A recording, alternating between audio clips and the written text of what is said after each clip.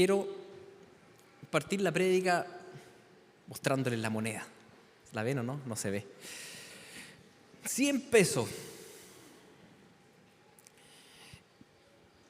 Si yo tiro la moneda, ¿caerá cara o caerá sello? Algunos van a decir sello, otros van a decir cara.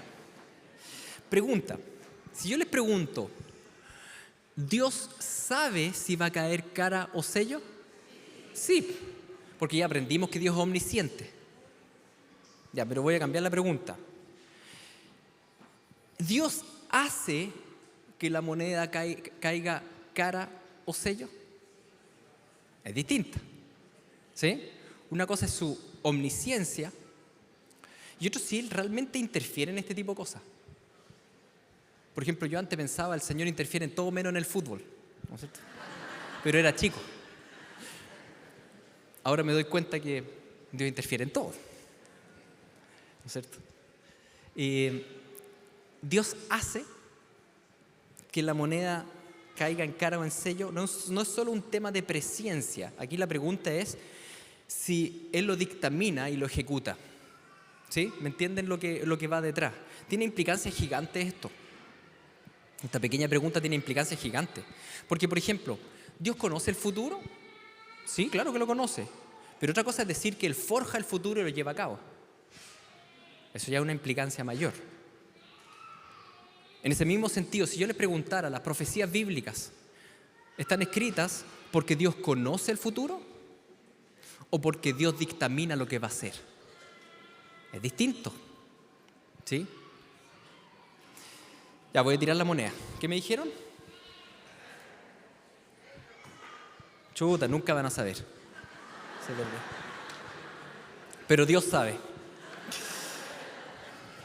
Miren.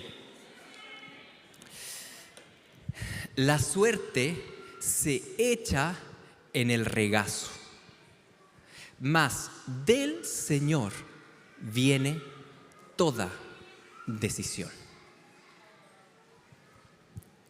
¿Dios solo sabía que iba a caer cara o sello? ¿O Dios también lo determinó y lo llevó a cabo? ¿Qué dice de acuerdo a este versículo? De acuerdo a este versículo, Dios no solo sabía, Él lo decidió. Yo vi lo que cayó, no les voy a decir. ¿Ya? No solo Él lo decidió, por tanto, Él lo determinó. Él decidió si iba a caer cara o iba a caer sello. Y interesantemente el texto dice, más del Señor viene toda decisión. No es solo una pequeña decisión o una gran decisión, toda decisión. En Reina Valera no está el término todo. Por eso les puse ahí la versión LBLA. ¿Y por qué creo que está correcta? Porque revisé cortito el hebreo. Y en el hebreo sale la palabra todo. No sé cuál será el motivo que la Reina Valera no puso el todo. Pero está el todo. Por tanto, realmente el texto dice en hebreo, más del Señor viene toda decisión. Toda decisión, toda. ¿Y qué nos dice esta verdad? Muchas cosas. Reflexionemos un poco en torno a esto. Yo podría decidir si quiero que caiga en cara o en sello esta moneda. Yo podría decir, ya, yo quiero y voy a tomar la decisión y quiero, incluso puedo proclamar activamente, esta moneda va a caer en un canto. Voy a tirar y va a caer en canto. Puedo desearlo, puedo proclamarlo, puedo quererlo. Otra cosa es que realmente resulte, ¿no es cierto? Porque para que realmente resulte algo así, que está en mi deseo, yo tendría que tener poder ¿sobre qué? Sobre el metal, sobre el viento, sobre las superficies. Yo tendría que tener un poder activo sobre cada uno de estos átomos, cosa que no tengo. Y como no lo tengo, puedo desear muchas cosas. Otra cosa es que se lleve a cabo. Por eso toda esa cháchara de la proclamación de poder y el poder de la mente y el deseo, y si deseo algo firmemente se cumple y bla, bla, bla, bla, cháchara. Porque en términos generales, en todo lo que pasa, tenemos muy poca injerencia. Es verdad que tenemos un poco de injerencia, un poquitito. Es verdad que tengo un poco de injerencia con mis palabras, con lo que yo deseo, porque el Señor compartió al ser humano el poder sojuzgar sobre el mundo. Pero en realidad nuestro alcance es mínimo. Nuestro alcance es mínimo. En algún micronivel sí tengo injerencia, pero en un micronivel. Porque la verdad es que la vida, si usted ha vivido bastante la vida, consiste principalmente en darnos cuenta que las cosas están fuera de nuestro control. En eso consiste la vida muchas veces. En que planifiqué y no resultó. Que quería esto y fue otra cosa. Y que dije voy a hacer esto y después me enfermé.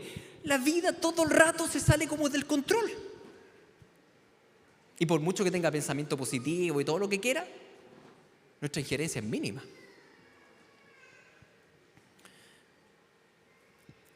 Para poder decidir y ejecutar, se necesitan muchas características. Y principalmente las tiene uno solo, el Dios soberano. Y por eso hoy día vamos a hablar de la soberanía de Dios. La soberanía de Dios es el atributo que hoy día vamos a tocar. ¿Qué es la soberanía? Es el dominio efectivo que Dios lleva a cabo, el dominio efectivo, el gobierno activo sobre todas las cosas. Cuando hablamos de un soberano, hablamos de un rey, ¿sí? Pero Dios es un rey distinto a los reyes de la tierra, porque Dios efectivamente gobierna todas las cosas. Él efectivamente está sobre todo y tiene injerencia en todo. Su gobierno no es como los gobiernos humanos que quieren, o los políticos que prometen, después llegan al poder y no hacen nada de eso.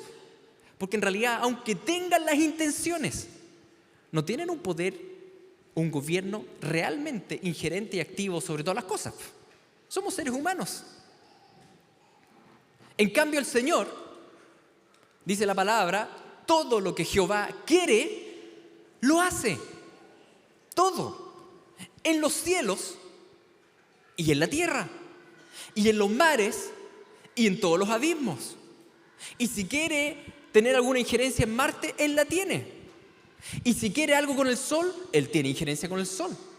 El Señor todo lo que quiere hace. Nada escapa del dictamen, del control, de la injerencia del Creador. Porque la soberanía de Dios es la expresión concreta de sus atributos de omnipresencia, omnisciencia y omnipotencia. ¿Sí? Es la expresión concreta de su conocimiento infinito, de su presencia infinita y de su poder infinito. Porque para ser efectivamente soberano sobre cada átomo del universo, ¿qué necesitas? En primer lugar, estar presente en todo el universo. ¿Qué más necesitas? Necesitas conocer todo lo que pasa en el universo. ¿Y qué más necesitas? Necesitas tener el poder para hacer cualquier cosa en el universo. Por tanto, solamente es verdadero soberano aquel que tiene omnipotencia, omnisciencia y omnipresencia. Todos los demás somos pequeñísimos, soberanitos ínfimos, que el Señor puso para sojuzgar la tierra. Pero claramente nuestro alcance, nuestra injerencia es mínima, porque ¿cómo es nuestro conocimiento? Finito. ¿Y cómo es nuestra presencia? Microscópica. Yo estoy acá, no estoy allá. ¿Y cómo es nuestro poder? Pequeñísimo. Por tanto, ¿cuánto es nuestra soberanía? Ínfima. Esa es la injerencia que tenemos. Ínfima. No digo nada, pero es pequeña, es muy pequeña.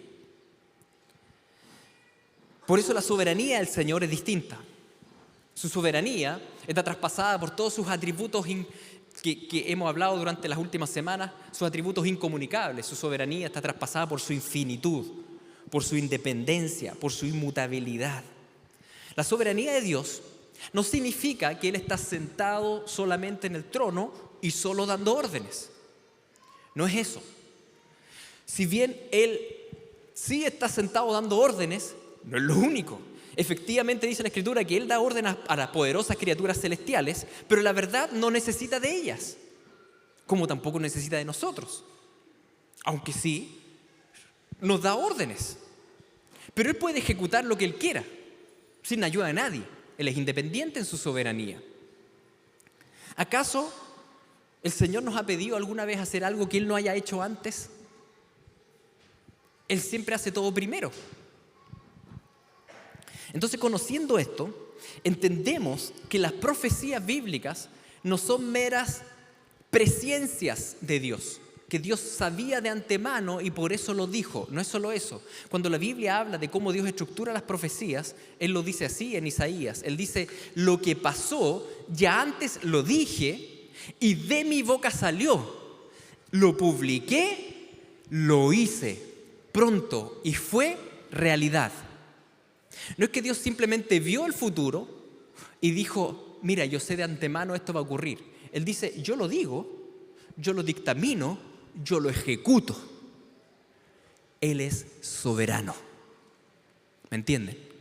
Él no es solo visionario, Él es soberano. Él ejecuta todo lo que dictamina, lo que quiere hace. Dios no solo previsualiza, Dios lo lleva a cabo y dice, y se hace real cuando yo lo hago, como dice ahí el pasaje, lo publiqué, lo hice pronto y fue realidad. Y si Dios no lo hace, no se hace realidad.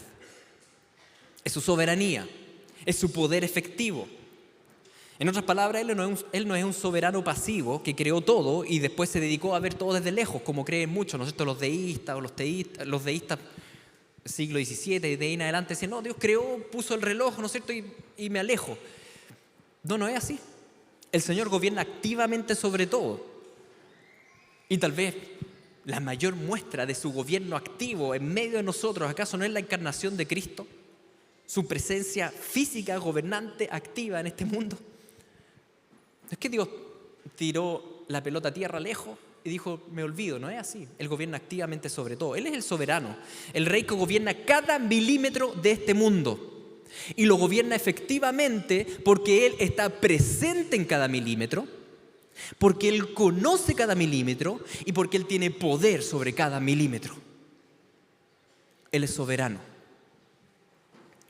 Piensa en tu auto. Dios tiene un gobierno activo sobre tu auto y las panas de tu auto. Y mi auto. Piensa en tu casa. Dios tiene un gobierno activo sobre cada rendija de tu casa y cada arañita que anda por ahí. Piensa en tu familia. Dios tiene un gobierno activo sobre cada pelo que tiene cada miembro de tu familia. Dios es soberano. Él tiene gobierno activo sobre cada... No, ¿para qué voy a hablar de Mickey Mouse acá? ¿Existe entonces la suerte? ¿Existe la suerte? Miren, si al término suerte nos referimos a aquello que ocurre fuera de nuestro control, sí, hay muchas cosas que ocurren fuera de nuestro control. Uno tira los dados y no sé lo que va a caer. En la tómbola uno saca la pelotita o saca un papelito, no tengo idea qué voy a sacar. Y decimos suerte, para referirnos a algo que está fuera de nuestro control. Suerte. Claro, en lo microscópico lo llamamos suerte, pero la verdad es que en términos de... Me están molestando acá por la soberanía de Dios las moscas. Pero desde el punto de vista de lo macroscópico, no es suerte. No es suerte. Como dice el pasaje que estábamos leyendo, que el Señor, la suerte se echa en el regazo, pero del Señor viene toda decisión.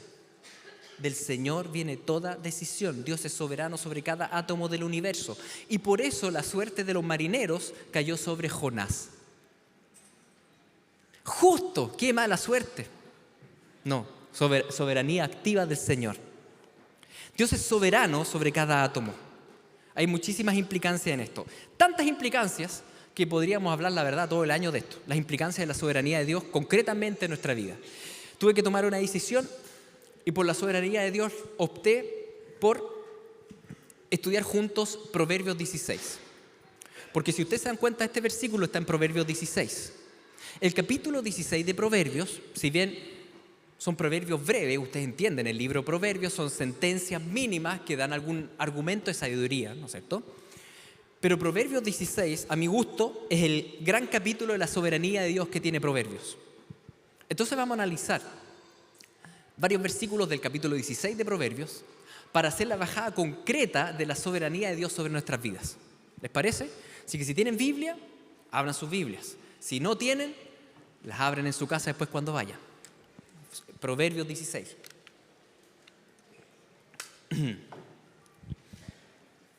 está la bajada concreta de la soberanía de Dios. Vamos al versículo 1 de Proverbios 16. Del hombre son las disposiciones del corazón, mas de Jehová es la respuesta de la lengua. Dios es soberano sobre, ¿qué dice? La lengua.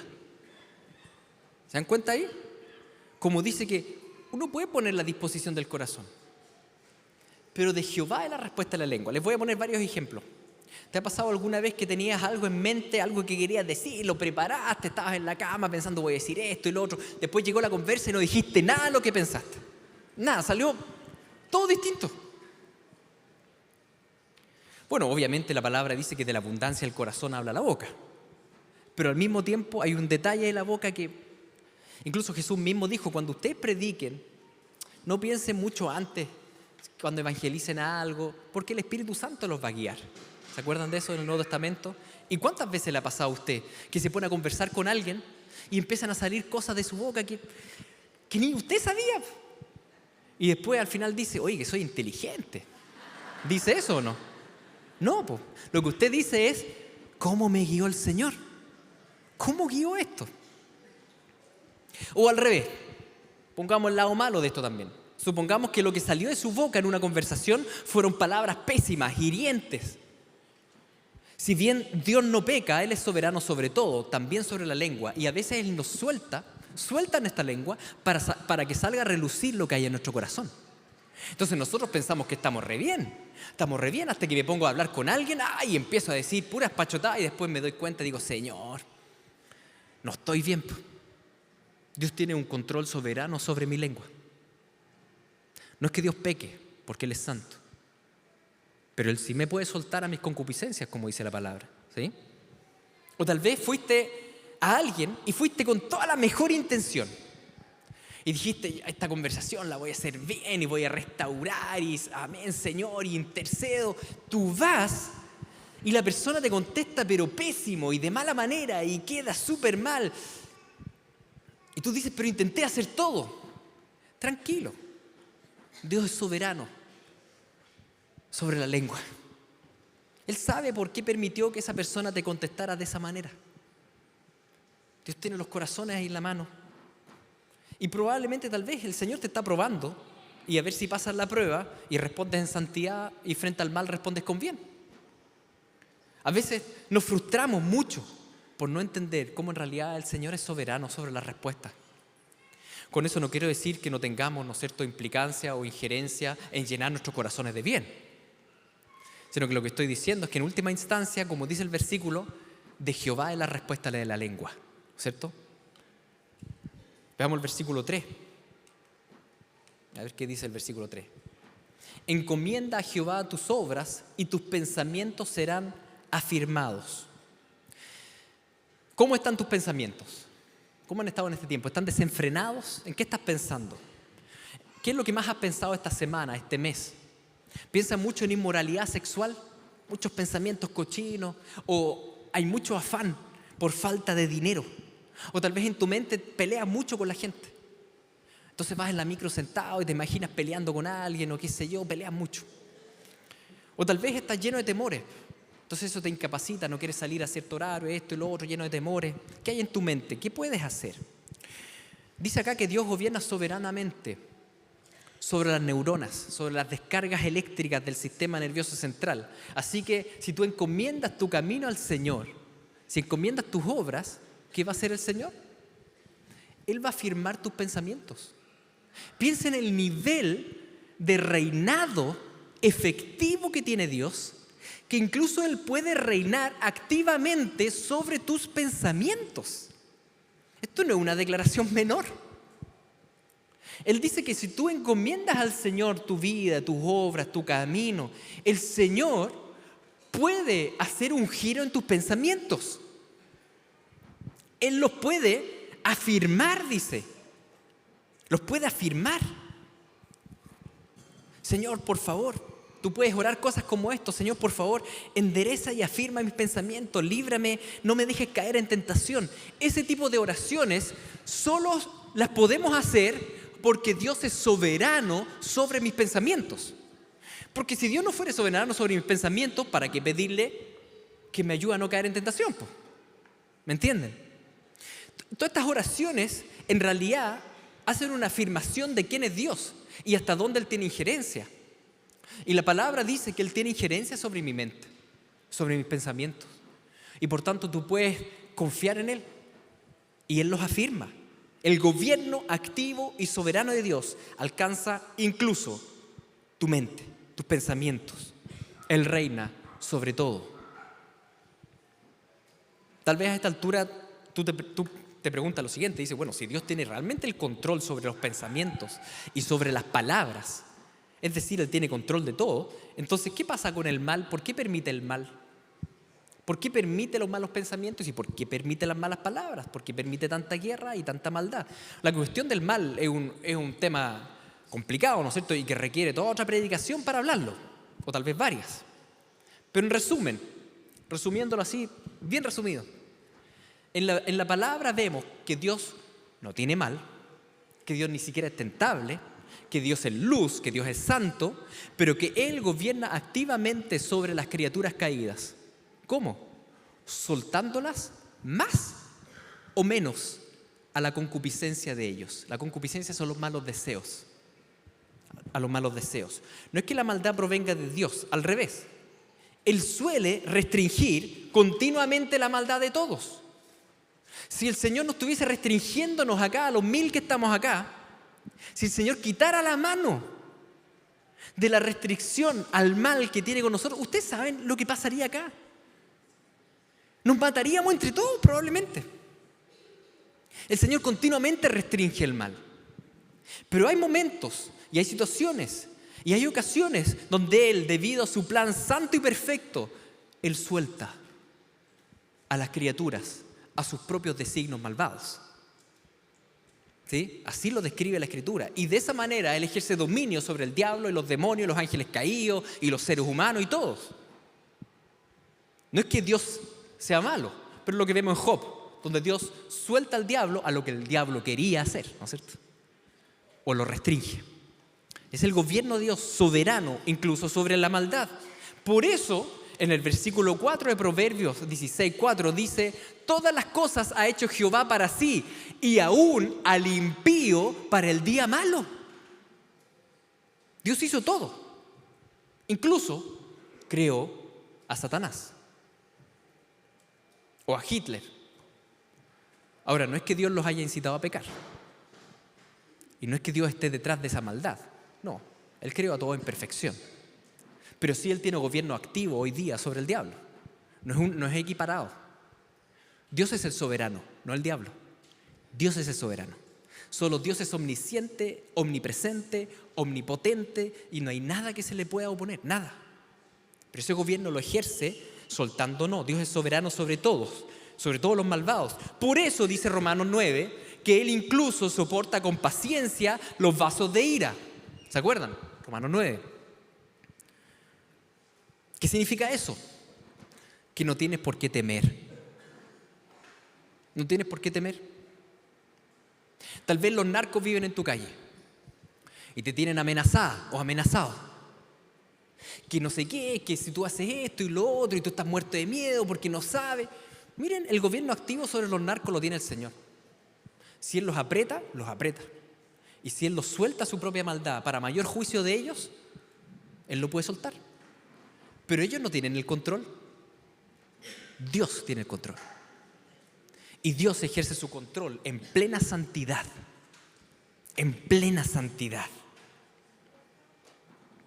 Dios gobierna activamente sobre los malvados, soltándolos más o menos a sus múltiples maldades. ¿Hasta cuándo? Hasta que se hayan cumplido todos sus planes santos. Porque todas las cosas las ha hecho Dios para sí mismo y para su gloria. Incluso el impío para el día malo. Dios es soberano sobre todas las criaturas. Por tanto, no tengan miedo. No tengan miedo. Pase lo que pase. Pase lo que pase en el mundo. Pase lo que pase con los grandes poderes del mundo. Que en cualquier momento puede puede haber guerras, puede haber esto, que lo otro.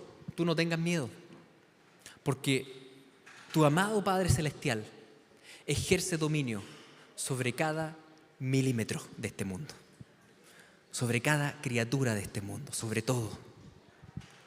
El punto anterior implica obviamente el versículo 7, que es este.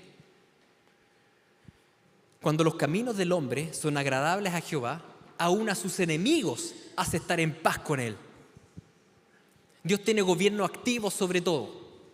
Él tiene gobierno activo sobre todas las personas. Eso implica que puede hacer que tus enemigos más acérrimos, de repente, se les pase el enojo y estén en paz contigo. Eso depende del Señor. Tal vez tu jefe te odia. Tal vez un familiar tuyo te odia. Tal vez un vecino tuyo te odia. Tal vez un compañero de trabajo. Tú no fijes la mirada en ellos, ni fijes la mirada en el odio. Tú haz el bien y confía en el Señor.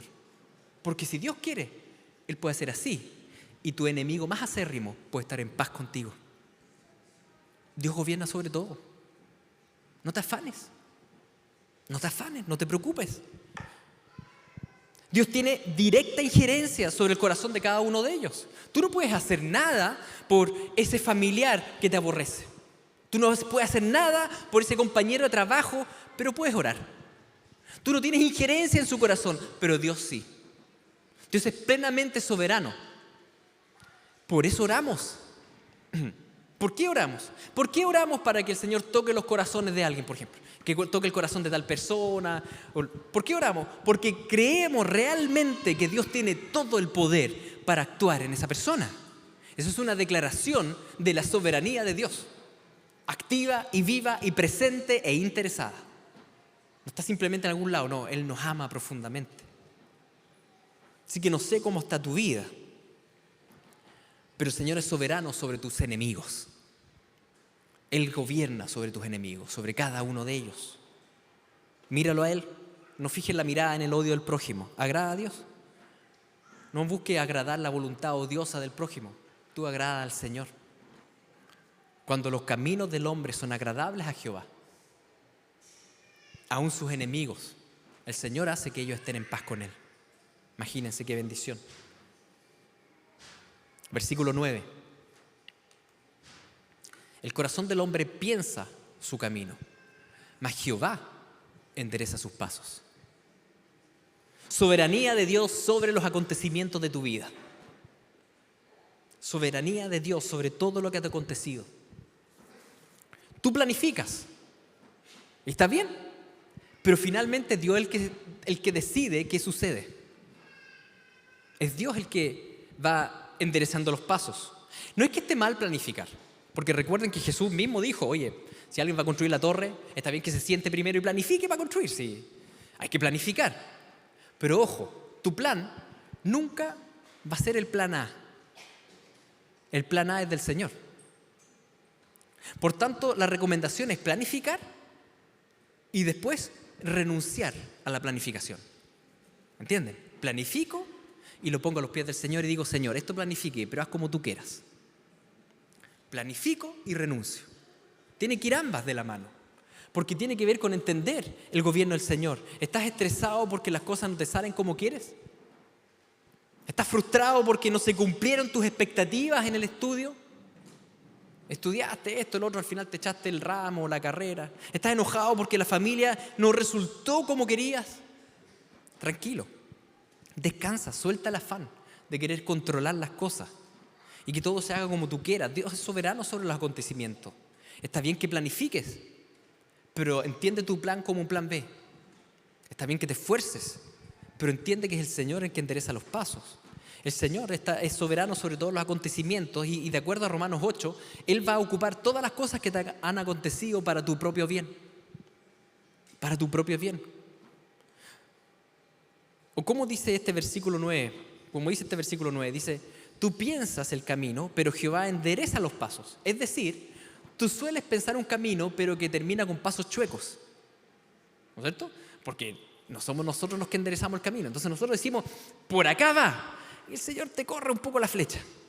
y te endereza los pasos. Porque generalmente nuestra voluntad, nuestras decisiones están tergiversadas por nuestras idolatrías, por nuestros malos deseos. Entonces, Señor, es tan bueno que te endereza los pasos. Te endereza los pasos. Si el Señor te rompe la estructura y la planificación, no es malo, no es porque sea un aguafiestas, que se dedica a hacer aguafiestas conmigo. No es así. El Señor busca enderezar tus pasos porque está forjando a Cristo Jesús en tu vida. Entonces, soberanamente, Él va a ir cambiándote la agenda. ¿Sí? Él va a ir cambiando las cosas. No significa que no tengas que hacer nada de eso, pero significa que descanses en Él. Mira hacia atrás. ¿Hace cuántos años llegaste al Señor? Si yo te preguntara, mira, ¿has crecido en carácter estos años que has estado en el Señor? ¿Has crecido en santificación, en madurez? Probablemente tú me vas a decir, sí. Y probablemente ese crecimiento tú no lo planificaste.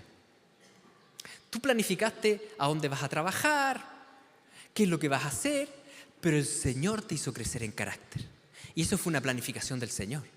Entonces tú caminaste humanamente por un camino humano, pero el Señor enderezó tus pasos y permitió sufrimientos, enfermedades, conflictos, permitió crisis económica, permitió muchas cosas en tu vida que te fueron forjando, que te hicieron renunciar, que te hicieron crecer en amor al Señor. Él es el alfarero, Él es el carpintero de nuestra alma. Por tanto, planifica y renuncia. Lleva a cabo tu plan, pero siempre diciendo, Señor, tu plan A puedes ponerlo cuando tú quieras. Y el Señor lo va a hacer. Él te va a interrumpir. Alguien te va a pedir ayuda. Alguien que te va a llamar. Alguien se te va a cruzar. Y vas a ponerte a conversar. O va a ocurrir alguna tormenta. O en Chile, si siempre hay temblores. Uno vive así el día a día. Yo no planifico un terremoto. Pero vienen. El Señor sabe. Él gobierna sobre las placas tectónicas. Yo descanso en Él. Descansamos en Él. Él es el Rey de Reyes. Y Él tiene una agenda contigo. Y gloria al Señor. Porque esa agenda es una agenda de amor. Y esa agenda, Él no solo la quiere, Él la puede llevar a cabo. Y todo lo que Él quiere, hace. Y la va a llevar a cabo. Por tanto, el que inició la obra, la va a completar en ti.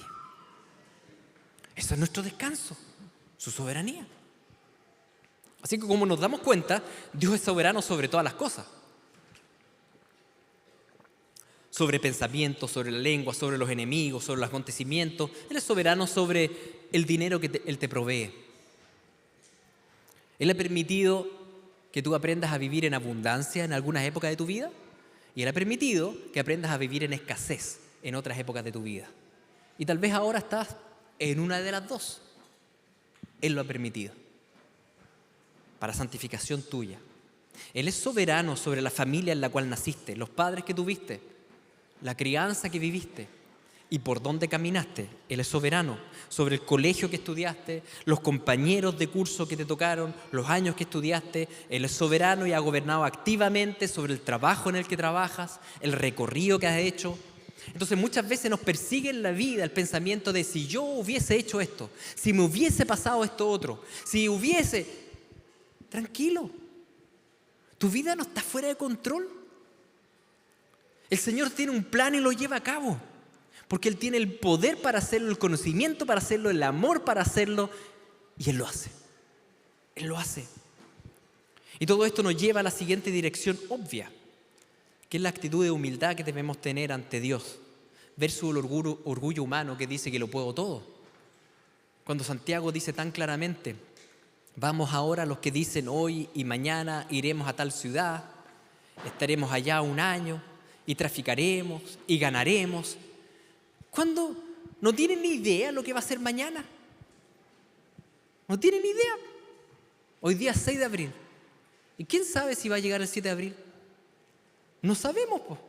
Por tanto, ¿qué es nuestra vida? Ciertamente es neblina, que aparece por un poco tiempo y luego se desvanece. En lugar de lo cual deberías decir, si el Señor quiere, viviremos y haremos esto o aquello. Pero se jactan en vuestras soberbias. Toda jactancia semejante es mala. ¿En qué consiste la soberbia expresada acá en el pasaje? En planificar y no considerar el factor Dios. En planificar como si mi agenda fuera realmente el plan A y no hay otro plan. Jactancia, dice. Porque ¿qué sabes tú si el Señor lo va a permitir? ¿Qué sabes tú? Si el mundo no se viene abajo o nos enfermamos. No sabemos. ¿Significa que tengo que estar atemorizado? No. Significa que puedo estar confiado en la palma del Rey soberano que gobierna sobre todo. Sobre todo. ¿A qué nos conduce entonces la comprensión de la soberanía de Dios? A la humildad.